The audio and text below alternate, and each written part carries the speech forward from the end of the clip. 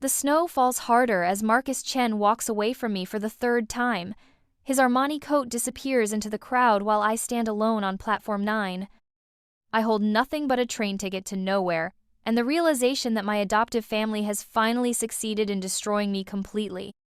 This is December 23rd, 11 p.m. The station clock mocks me with its steady ticking. Each second reminds me how foolish I've been, how naive to believe that Marcus actually loved me. How stupid to think that Chen Mei-lin and Chen Wei-ming ever saw me as their daughter rather than their meal ticket. My designer dress clings to my shivering body. The Chanel fabric that cost more than most people's monthly salary now feels like tissue paper against the bitter wind. The diamond engagement ring on my finger has become a chain. A beautiful, expensive chain that I willingly put on because I thought it meant love. "Miss Chen?" The voice cuts through my spiral of despair. "Are you all right?" I look up to see Wei Zhang approaching with a thick wool coat draped over his arm. His warm brown eyes show genuine concern, the same concern he's shown me twice before when they left me here. Twice before when I was too blind to see the difference between real kindness and calculated manipulation. "You look cold," he says gently. "Please, take my coat." This is the third winter they've left me here. Each time they used the excuse of teaching me humility. But I finally understand the truth. They never intended to take me back. Not this time. "Thank you," I whisper, but I don't take the coat. I can't. In a few minutes that train will arrive, the train that will take me to Hillcrest Psychiatric Facility upstate. The place where Marcus plans to lock me away forever while he spends my inheritance with his real girlfriend. Yes, I know about Sarah Mitchell. The college student he met during a business trip. The part-time girl trying to make ends meet, who caught the eye of my rich fiancé. I know he's been supporting her for 6 months. I know he promised to divorce me after the wedding and marry her instead. I know everything now, but it's too late. Wei stands beside me, patient as always. He doesn't push the coat on me or demand explanations. He simply offers warmth and waits, just like he did when I was 16 and they left me here for the first time. I remember that night clearly now. I had caught Chen Mei-lin hitting the family maid, Mrs. Park. The elderly woman had accidentally broken a vase while dusting. Not just any vase, but the Ming Dynasty piece that Chen Mei-lin claimed belonged to her grandmother. I learned later it was a replica bought at an antique shop, but that night it seemed precious enough to justify violence. "Stop!" I had screamed, throwing myself between them. "She's an old woman! It was an accident!" Chen Mei-lin's face had twisted with rage. "How dare you interfere? You need to learn your place in this family." They dragged me here that cold December night, left me on this same platform with orders to think about respect and gratitude. I was 16, terrified, and completely unprepared for abandonment. Wei had been working the late shift with his father. He brought me hot tea and let me sleep in the station office. "Everyone deserves kindness," he had said simply, "especially when they're trying to protect someone else." The next morning, their driver came to collect me. Chen Mei-lin apologized with tears in her eyes. "We're so sorry, darling. We just wanted you to understand how much we love you. Sometimes tough love is necessary." I believed her. God help me, I actually believed her. The second abandonment happened when I was 19. Chen Wei-ming had invited a business partner to dinner. Mr. Xu was 60 years old, recently divorced, and very wealthy. During dessert, Chen Wei-ming suggested I should get to know Mr. Xu better and perhaps accompany him to some social events. I wasn't completely naive. I understood what they were asking. They wanted me to seduce a man old enough to be my father for business connections. When I refused, Chen Mei-lin's mask slipped again. "You're too naive for the real world," she hissed. "You think your birth parents' money makes you special? You think being pretty means you don't have to work for your place in this family?" This time they left me here for 3 days during a blizzard. 3 days when the temperature dropped to -15 degrees. Wei brought food and blankets. He never asked questions about why I was there or judged my family for abandoning me. He just made sure I didn't freeze to death. Marcus came personally to retrieve me that time. He wrapped me in his arms and whispered apologies. "They're just worried about your future," he said. "They want you to understand how the world works. It's character building." Character building. I actually believe that too. Now I understand the pattern. Every time I showed independence, every time I questioned their decisions, every time I threatened their control over my inheritance, they brought me here. They trained me like a dog. Punishment and reward. abandonment and rescue. Break me down, then build me back up in the shape they wanted. But this time is different. This time there's no rescue coming. Earlier tonight, I discovered the truth about my trust fund. 22 years old means full access to my birth parents' inheritance. $14 million plus investments that have grown substantially over the years. Money that was supposed to be mine when I turned 21, but the Chen family convinced me to wait another year for maturity. I found the forged documents in Chen Weiming's study. Bank statements showing unauthorized transfers. Offshore accounts in the Cayman Islands. Years of systematic theft disguised as family investments and educational expenses. They've stolen nearly $8 million over the past 4 years. When I confronted them, Chen Meilin didn't even try to deny it. "You should be grateful we saved you from the streets," she said coldly. "Blood is thicker than water, but gratitude runs deeper. That money has kept this family afloat while you lived in luxury." "Kept this family afloat from what?" I demanded. That's when I learned about Chen Weiming's gambling debts, the failed business ventures, the mortgage they took on the family home without telling me. My inheritance wasn't just funding their lifestyle, it was covering their massive financial mistakes. The engagement to Marcus was supposed to solve everything. "Chen Mei," Lin continued, "once you're married, we'll have legal access to manage your affairs properly. But you had to go snooping around like a paranoid little girl." Marcus had stood behind his mother, silent and cold. When I looked at him with betrayal in my eyes, he finally spoke. "I never loved you," he said quietly, "but you made it so easy to pretend. You were so desperate for family, so grateful for affection, that you never questioned anything. Even when I proposed after knowing you for only 6 months. 6 months. 6 months of courtship after 16 years of living in the same house. I thought it was romantic timing. I thought he had finally seen me as a woman instead of his adopted sister. I thought wrong about everything." "The psychiatric facility paperwork is already filed," Chen Meilin added with satisfaction. "Marcus will have power of attorney. You're clearly unstable, obsessed with conspiracy theories about your loving family. The doctors will help you understand reality." That's when I realized the train ticket wasn't just exile, it was a kidnapping. The last stop on the line to Hillcrest, where they planned to lock me away indefinitely while they drained every penny of my inheritance. "You can't do this," I whispered. "We're doing it for your own good," Marcus said. "You need help, Lila, professional help." So here I stand on platform 9 for the third and final time. The snow keeps falling, my body keeps shivering. And somewhere in this storm, Marcus is probably calling Sarah to tell her that the obstacle to their happiness has been permanently removed. Wei shifts beside me, offering the coat again. "Miss Chen, you're going to catch pneumonia. Please let me help." I want to tell him everything.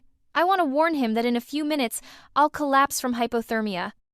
I want to explain that this kind, patient man has shown me more genuine care in 3 random encounters than my adoptive family gave me in 14 years. But what's the point? The train is coming. I can hear its whistle in the distance. In 10 minutes, I'll be on it. In 3 hours, I'll be admitted to Hillcrest. In a week, Marcus will have complete control of my finances. In a month, they'll probably declare me mentally incompetent and have me committed permanently. "How did I never notice your eyes before?" I ask suddenly. Wei looks surprised. "Miss Chen?" "Your eyes," I repeat. "They're brown like warm coffee, nothing like Marcus's cold calculation." Thank you?" Wei seems confused by the compliment, but he smiles anyway. "Are you sure you're feeling all right?" "No, I'm not all right. I haven't been all right for years, but I was too blind to see it, too desperate for love to recognize the difference between affection and manipulation. Too grateful for a family to question why they needed so much from me and gave so little in return." The train whistle grows louder. Platform 9 starts to vibrate under my feet. Other passengers gather with their luggage, ready to board. Ready to go home for Christmas or visit loved ones or start new adventures. None of them are being shipped off to psychiatric imprisonment by people who promise to love them. "Wei," I say softly, "what's your full name? I realize I never asked." "Zhang Wei," he answers. "My father is the station master here, Zhang Jun." "Zhang Wei," I repeat. "That's a beautiful name." He blushes slightly. "Thank you, Miss Chen. May I ask why you're here so late? Especially in this weather?" I laugh, but there's no humor in it. My family taught me another lesson about gratitude. Apparently, I haven't learned enough humility yet. Wei's expression darkens. Miss Chen, forgive me for saying this, but no family should leave someone alone in a blizzard. That's not love, that's cruelty. Cruelty. He's right, of course. It's always been cruelty disguised as love, manipulation wrapped in concern, control dressed up as protection. The train pulls into the station with a screech of brakes and a hiss of steam. The conductor steps out and begins calling for passengers. All aboard for northbound service, Millfield, Riverside, and Hillcrest. Hillcrest, my final destination. I take a step toward the train, then stop. Something inside me rebels against this ending. Something refuses to accept that 14 years of theft and manipulation should end with my destruction. But what choice do I have? Marcus has power of attorney papers ready to file. The psychiatric facility is expecting me. If I don't get on this train, they'll just send the police to collect me. Or claim I'm having a psychotic episode and have me forcibly committed. I deserve better than this, I whisper. You do, Wei agrees firmly. You deserve so much better. I turn to look at him one last time. This kind man who has never asked for anything in return for his help, who has never tried to use my gratitude against me. Who shows up in my worst moments offering warmth and comfort simply because it's the right thing to do. Thank you, Wei, for all 3 times, for seeing me as a person worth helping instead of a problem to be managed. His eyes widen. Miss Chen, you sound like you're saying goodbye forever. I am. Because after tonight, Lila Chen will cease to exist. She'll become a patient file in a psychiatric facility. A cautionary tale about ungrateful adopted daughters who couldn't appreciate their loving families. A sad story that Marcus will tell at dinner parties about his poor, delusional ex-fiancée who had to be institutionalized for her own good. The conductor calls again. Final boarding call for northbound service. I take another step toward the train. The cold spreads through my chest as I realize no one will ever truly love me for who I am. My birth parents are dead. My adoptive family never wanted me, just my money. And Marcus? Marcus never saw me as anything more than a convenient vehicle for accessing my inheritance. I'm utterly, completely alone. Miss Chen! Wei calls out, but his voice sounds far away. The platform tilts under my feet. My vision blurs at the edges. Hypothermia is setting in faster than I expected. I hear Wei shouting for someone to call an ambulance, feel him catching me as I collapse. You deserve better than this, Miss Chen, he whispers, holding my hand as consciousness fades. You always have. Darkness takes me, and I think that at least someone will remember me kindly. Someone will know that I tried to be good, even when goodness was used against me. Then I opened my eyes and realized I had been reborn. I'm standing in the same designer dress on platform 9, but this time the clock shows 10:47 p.m., 13 minutes before Marcus destroys my life forever. My heart pounds as the impossible reality settles over me. I've returned to this exact moment. I know what happens next with perfect clarity. In 8 minutes, Marcus will get a phone call about the psychiatric facility paperwork being finalized. In 10 minutes, he'll start his rehearsed breakup speech. In 13 minutes, he'll walk away forever, leaving me to freeze to death while he goes home to pack my belongings for donation. But this time, I know what they really are. This time, I have 13 minutes to change everything. Miss Chen? Wei approaches with the same thick wool coat draped over his arm. The same genuine concern fills his warm brown eyes. Are you all right? This time, I really look at him. Not just a glance of polite acknowledgement, but truly see him. Wei Zhang is handsome in a quiet way. Tall and lean with gentle features and calloused hands that speak of honest work. His winter uniform is clean but worn, practical rather than fashionable. Everything about him radiates sincerity. How did I never notice before? How was I so blind to real kindness while chasing after Marcus's hollow charm? You look different tonight, Wei continues, studying my face with curiosity. I suppose I do look different.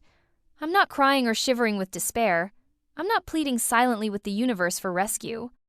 I'm standing perfectly still, calculating my next move with cold precision. Wei, I say, and he looks surprised that I know his name. Thank you for asking, but I'm not all right. I haven't been all right for a very long time.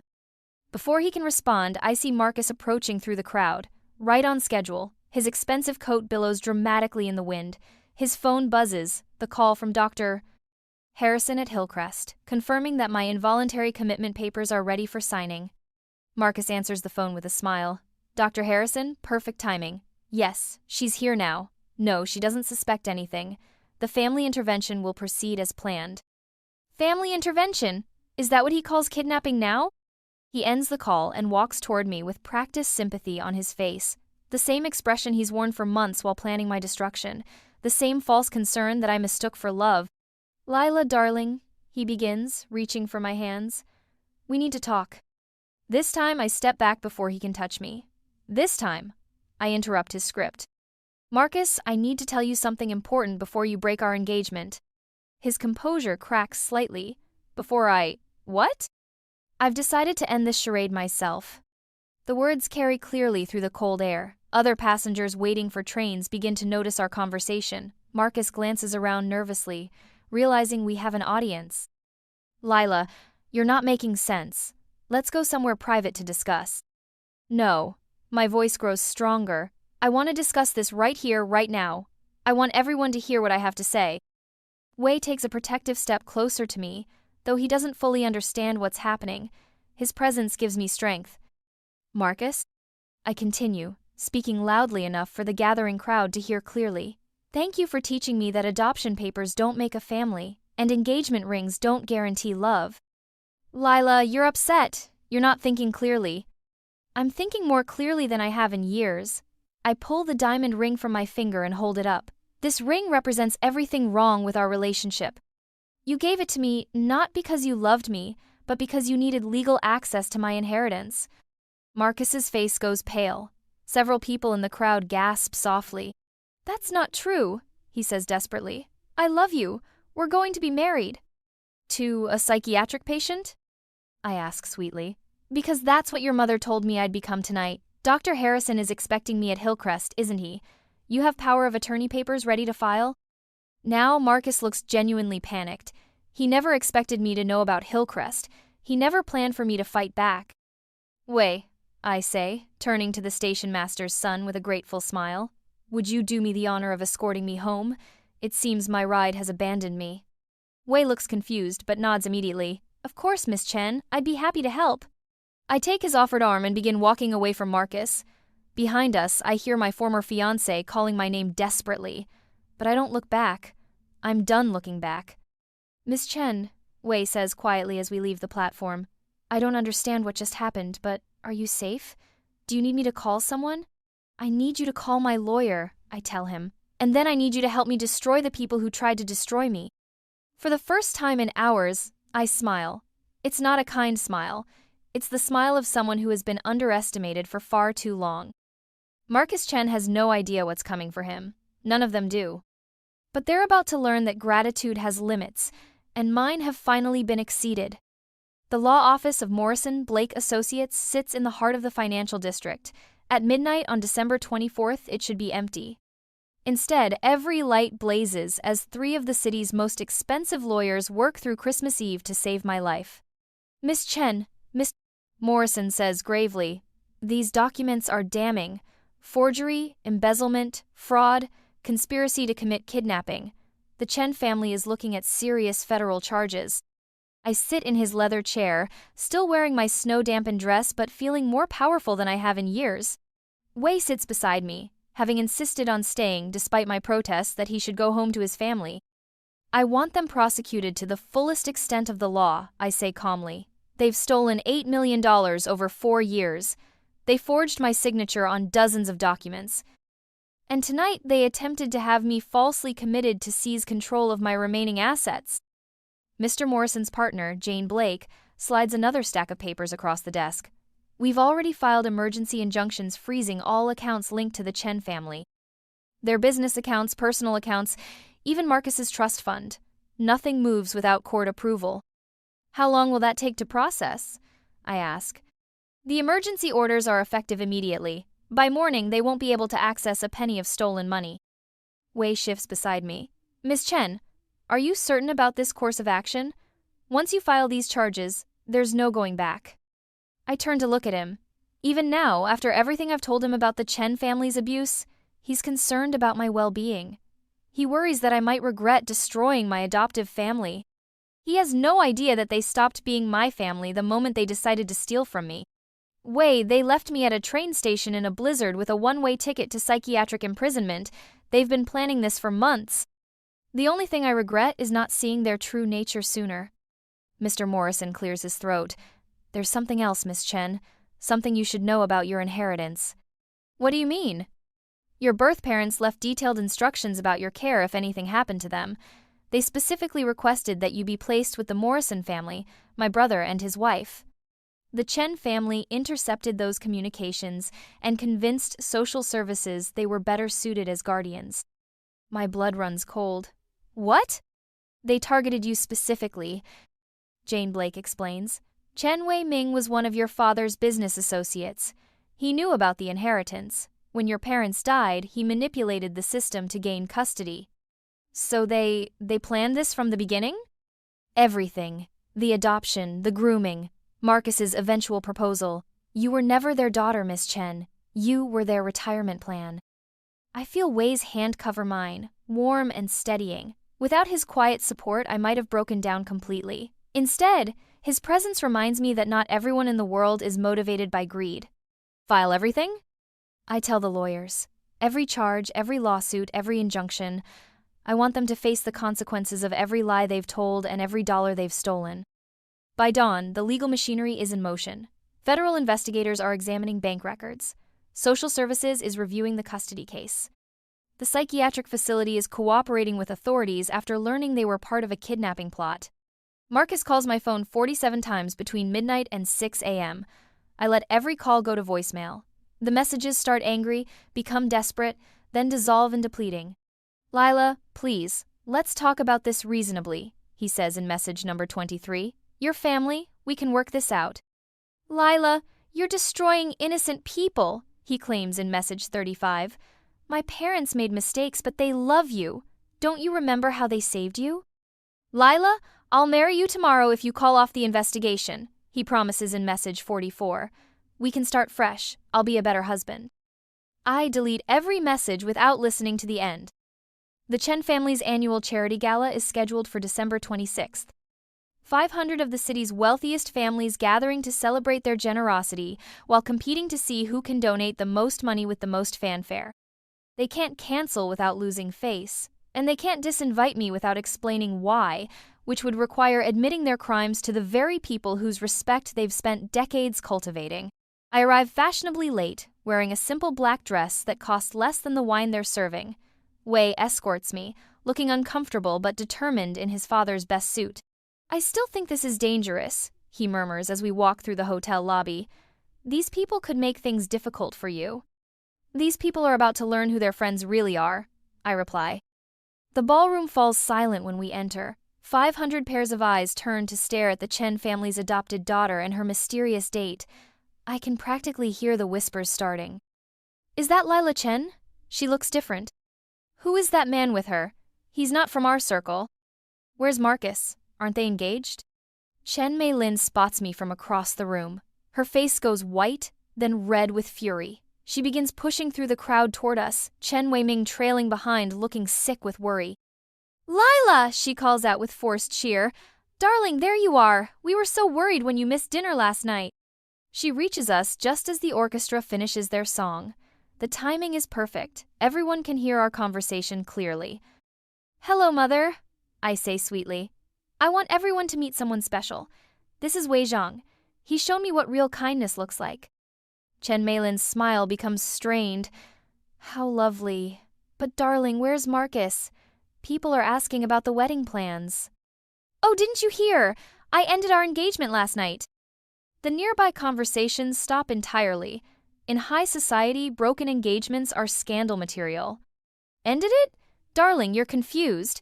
You and Marcus are perfect together. We were never together, I interrupt. I was a business arrangement. He made that very clear when he told me he never loved me. Chen Mei-lin's composure cracks. Lila, you're embarrassing yourself. And our family. Stop this foolishness and… Our family?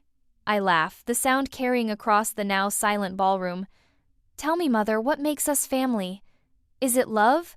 Because I know you never loved me. Is it loyalty? Because you've been stealing from me for years? Or is it blood? Because we both know I'm not your daughter by birth. You ungrateful little Chen Mei. Lin catches herself, remembering their audience. You're upset. Let's discuss this privately. No, I think everyone should hear this story. It's quite educational. I turn to address the crowd directly. How many of you have children, biological or adopted? Several hands raise uncertainly. And how many of you would steal millions of dollars from those children's inheritance? Gasps echo through the ballroom. How many would forge their signatures on legal documents? More shocked murmurs. How many would attempt to have them falsely committed to psychiatric facilities to seize control of their assets? Now the crowd is staring at Chen Mei Lin and Chen Wei Ming with horror. These are the people you've been socializing with for decades, I continue. These are the family values they represent. They didn't adopt me out of kindness. They targeted me for my inheritance and spent 14 years systematically stealing everything my birth parents left me. Chen Weiming finally speaks up. Lila, please, you're destroying us. I'm revealing what you really are, I correct him. You destroyed yourselves the moment you chose greed over love. Mrs. Harrison, wife of the city's mayor, steps forward from the crowd. Lila, dear, are you saying these accusations are true? Federal investigators are examining the evidence as we speak, I tell her. Bank records, forged documents, offshore accounts, it's all been reported to the proper authorities. Chen Meilin's mask finally slips completely. You ungrateful bitch! We gave you everything. We raised you, fed you, clothed you. With my own money, I point out, you gave me nothing that wasn't already mine. The crowd begins backing away from the Chen family as if their crimes might be contagious. In high society, reputation is everything. Association with criminals is social suicide. Ladies and gentlemen, I announce, I want you to meet Wei Zhang. His father is the station master at Central Station. Wei works part-time while studying engineering. He's never asked me for money, never tried to manipulate me, never seen my inheritance as anything but a burden I carry. He's shown me more genuine kindness in 3 conversations than the Chen family showed me in 14 years. Wei blushes but straightens his shoulders with quiet dignity. Thank you, Miss Chen. But the credit belongs to my parents, who taught me that a person's worth isn't measured by their bank account. The crowd murmurs approvingly. Several prominent families approach to introduce themselves to Wei, clearly impressed by his honest demeanor. Marcus finally appears from wherever he's been hiding. He pushes through the crowd toward us, his face desperate. Lila, please, let's talk privately. You're making a mistake. The only mistake I made was trusting you. I reply, but don't worry, Marcus. I'm sure Sarah Mitchell will be very sympathetic when you explain how your financial prospects have changed. His face goes ashen. He didn't know I knew about Sarah. That's right. I continue. I know about your girlfriend. I know you promised to divorce me after the wedding and marry her instead. I know you've been supporting her with my stolen money for 6 months. The crowd gasps again. Adultery and fraud make for delicious gossip. That's not, Marcus stammers. Don't worry, I tell him kindly. You'll have plenty of time to work out your relationship issues. Federal prison offers excellent counseling programs. The Chen family stands in the center of the ballroom, surrounded by hundreds of people who now see them for what they truly are. Their social standing crumbles in real time as former friends distance themselves and business partners mentally calculate how to sever their connections. Wei and I walk out together, leaving them to face the consequences of their choices. The next week passes in a blur of legal proceedings and police interviews. The evidence against the Chen family is overwhelming. Bank records, forged signatures, falsified documents, recorded phone calls with the psychiatric facility, everything needed to prove conspiracy and fraud. Dr. Harrison at Hillcrest cooperates fully with investigators once he realizes his facility was being used for kidnapping. We never would have admitted Miss Chen without proper documentation, he insists. The Chen family provided what appeared to be legitimate psychiatric evaluations. Except the evaluations were forged. The psychiatrist they claimed to use doesn't exist. The whole commitment process was fabricated to give Marcus legal control over my assets. 25 years in federal prison, Mr. Morrison tells me. That's what they're looking at if convicted on all charges. I feel no satisfaction in their potential punishment. only relief that their ability to hurt others has been permanently removed. Chen Meilin's final confrontation comes when she's released on bail pending trial. She appears at my new apartment, a modest place downtown, far from the Chen family mansion, looking haggard and desperate. "You've destroyed us," she says when I open the door. 20 years of building our reputation, gone because of your ingratitude. 20 years of building a reputation on stolen money? I correct her. Built on lies about who you really are. We saved you from foster care. We gave you a home, a family, opportunities. You gave me nothing that wasn't already mine by right. You intercepted my birth parents' wishes. You stole my inheritance. You manipulated a traumatized child for financial gain. Chen Meilin's face twists with rage. You think you're better than us now? You think that station master's son makes you special? You're nothing without our name, nothing without our connections. I'm discovering that being nothing like you is the best thing I could possibly be. She raises her hand as if to slap me, but Wei appears behind me in the doorway. His presence stops her cold. "Mrs. Chen," he says quietly, "I think you should leave." "How dare you!" "I think you should leave before you add assault charges to your legal problems," he continues with unshakable calm. Chen Meilin looks between us, seeing something that fills her with fresh fury. "This is what you choose? This nobody? This poverty?" "I choose kindness over cruelty," I tell her. "I choose honesty over manipulation. I choose people who see me as a person rather than a profit margin." She leaves without another word. It's the last time I ever see her. The Chen family business collapses within 2 weeks. Without my inheritance to prop it up, their creditors seize everything. The family mansion goes up for auction. Marcus's trust fund, the one that was supposed to fund his law school education, gets frozen as evidence in the fraud case. Their former friends and business associates distance themselves completely. Phone calls go unreturned. Invitations stop arriving. Social media connections disappear overnight. They end up exactly where they started before they stole from me. Chen Wei-ming takes a job as a junior accountant at a firm that doesn't know his history. Chen Meilin works retail at a department store. Marcus serves coffee at a chain restaurant while trying to pay for community college. It's not revenge exactly, it's justice. They kept what they earned honestly and lost what they stole dishonestly. They're living the life they would have had if they'd never met me. While the Chen family's world crumbles, mine expands in ways I never imagined. Wei's father, Zhang, initially worries about the class differences between our families. "My son is a good boy," he tells me during dinner at their modest apartment. "But your worlds are very different. I don't want him to be hurt when you realize that." "Mr. Zhang," I reply, "I've lived in both worlds now. I've seen what money can do to people's hearts. Your son has something more valuable than wealth. He has character. He has kindness. He has the ability to see people for who they truly are." Zhang Jun and his wife exchange glances. Mrs. Zhang speaks up. "Lila, we know what the Chen family did to you. We've read the news reports. But are you certain you want to involve yourself with a working family? We can't give you the lifestyle you're accustomed to." "The lifestyle I'm accustomed to is built on lies and theft," I tell them. "I'd rather live honestly in a studio apartment than dishonestly in a mansion." They welcome me into their family with the same warmth Wei has always shown. Real warmth, not calculated charm. When Mrs. Zhang fusses over whether I'm eating enough, it's because she genuinely cares about my well-being. When Mr. Zhang asks about my plans, it's because he wants to see me happy, not because he's calculating potential benefits. My birth parents' original lawyer, Mr. Morrison, becomes something of a protective father figure. "I always wondered why you never contacted us after the adoption," he admits.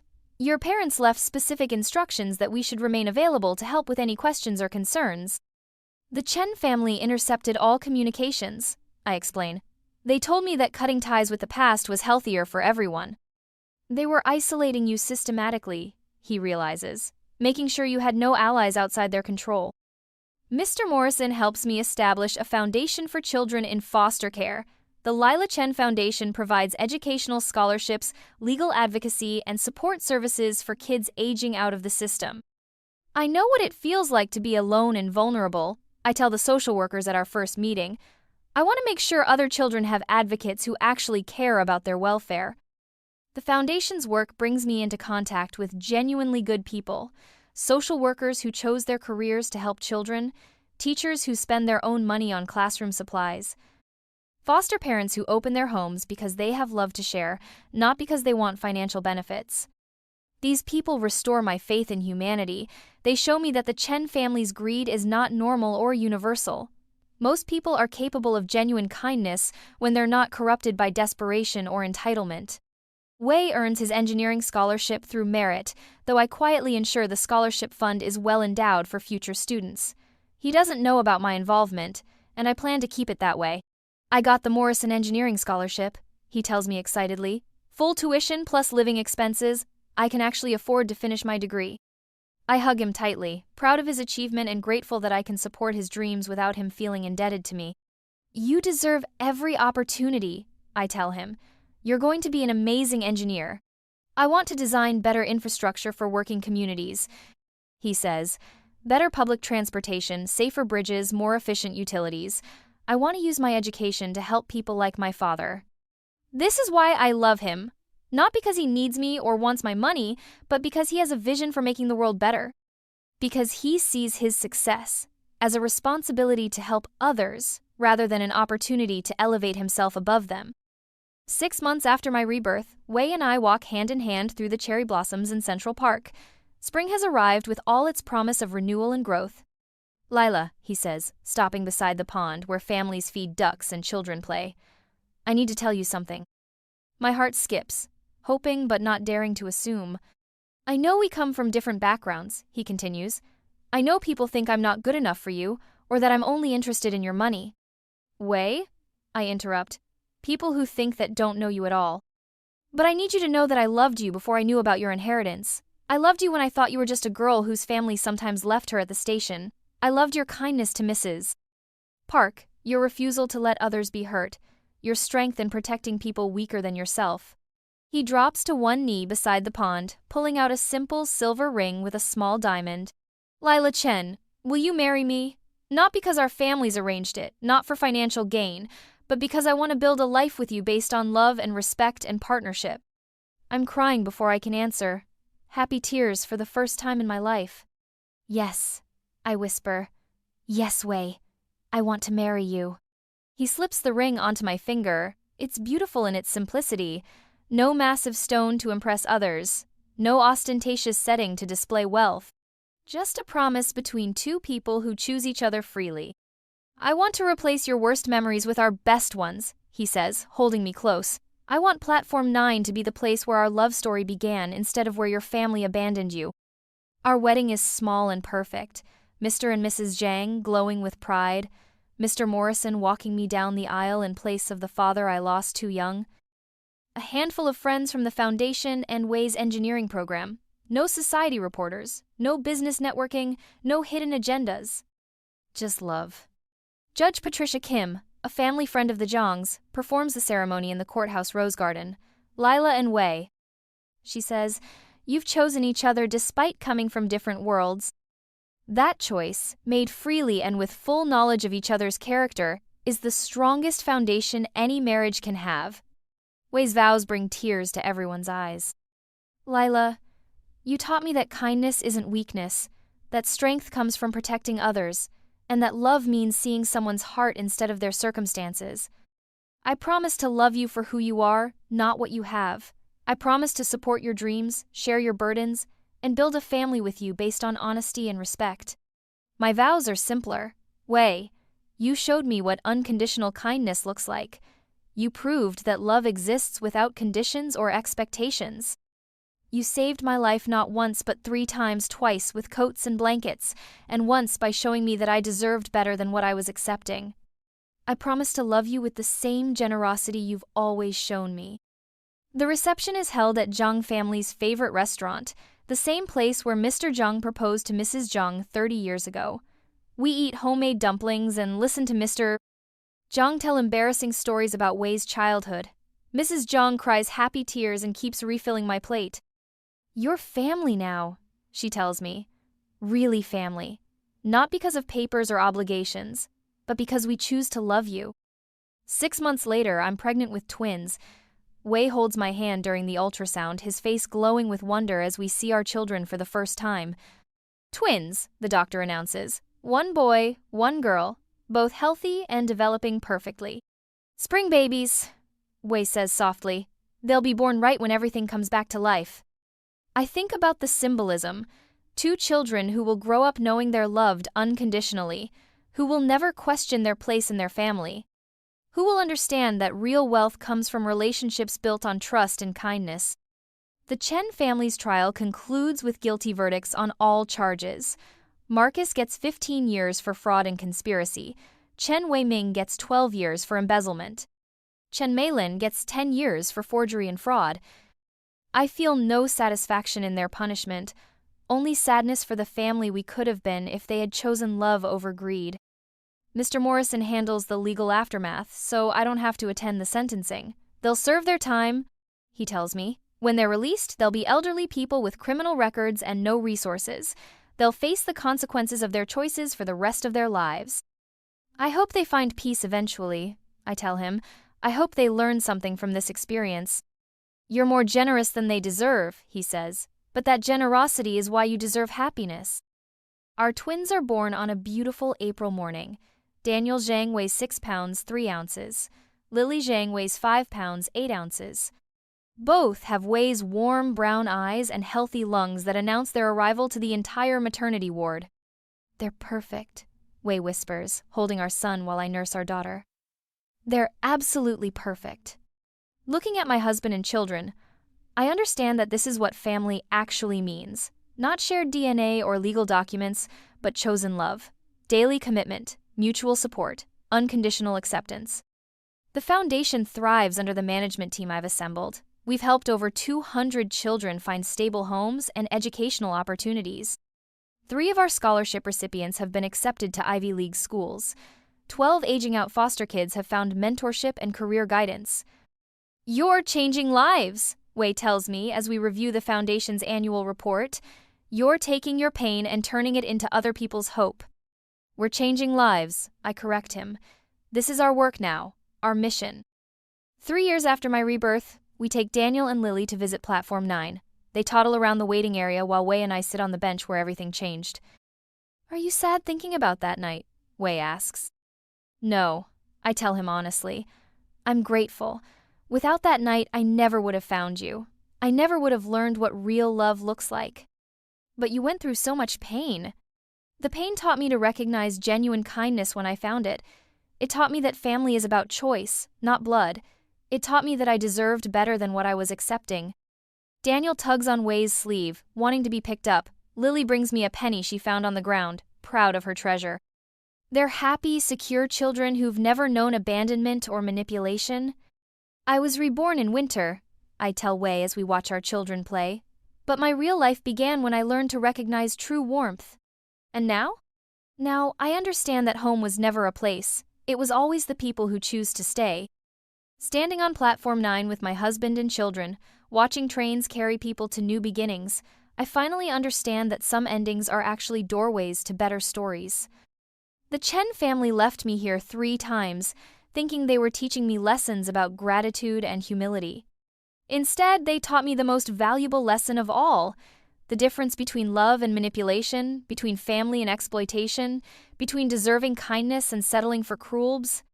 Wei Zhang warmed my heart when I was dying in the cold, but more than that, he showed me what I was worth, what I deserved, what real love looked like. Now our children will grow up knowing that same unconditional love. They'll never question their worth or beg for affection from people who see them as investments rather than individuals. They'll know their home not because of where they live, but because of who chooses to love them every single day. Standing here where my old life ended and my new life began, surrounded by the family I chose and who chose me in return, I finally understand what it means to be truly, completely, unconditionally loved. The snow may fall again this winter, but I'll never be cold again. I'm home,